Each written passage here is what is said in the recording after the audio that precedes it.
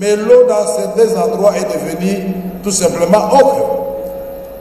Aujourd'hui, madame, vous avez fait la démonstration qu'il y a moyen de faire un programme que les gens peuvent comprendre, améliorer et critiquer. Par exemple, de la gare centrale à l'aéroport de Djili, c'est 28 km. Alstom France nous propose de nous faire un métro rapide à double voie à moins de 300 millions de dollars. Mais quand on voit des projets qui ont englouti des millions et des millions de dollars, nous aurions résolu déjà ce problème des gens qui partent à pied et qui reviennent à pied, puisque là il s'agira d'un train rapide, propre, et chaque train, puisqu'il est prévu 5, chaque train va transporter 1500 personnes par jour. C'est extraordinaire.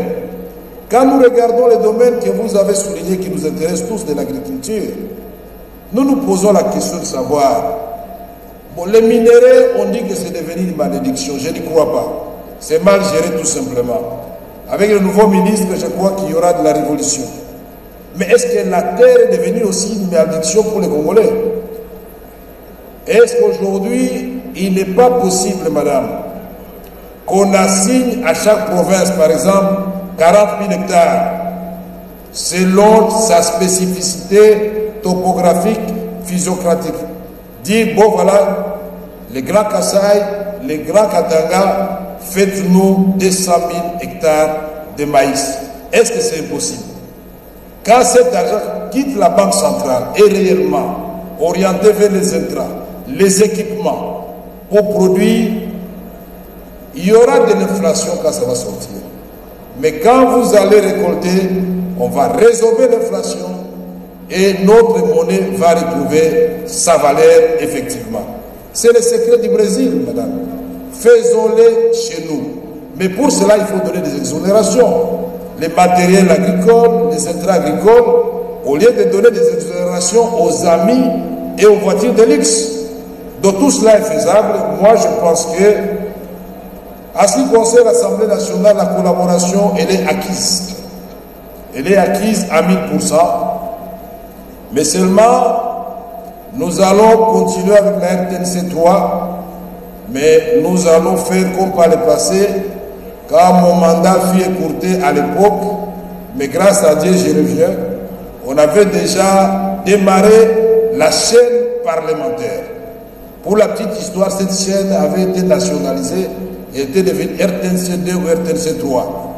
Mais nous allons encore refaire la chaîne parlementaire de façon à ce que les éminents députés ici, comme des pays, des vieilles démocraties, puissent passer 3 fois par semaine, discuter, donner de la matière, répondre aux questions de la population, parler de la guerre à l'Est, avec force, vigueur, conviction et argument à l'appui. Nous n'allons pas laisser cette tâche au gouvernement seulement. Avec notre chaîne parlementaire, les ministres membres du gouvernement, ministre de l'Agriculture sera invité. Au lieu d'attendre la motion ici, on lui pose des questions et il répond. Pourquoi il n'y a pas de semences améliorées dans tel point? Il va répondre. Son collègue du développement rural, qui est un monsieur qui retrouve son domaine, même s'il a brillé par ailleurs au niveau de l'enseignement supérieur, Inga. Nous devons aller plus loin, puisque Inga c'est 44 000 MW.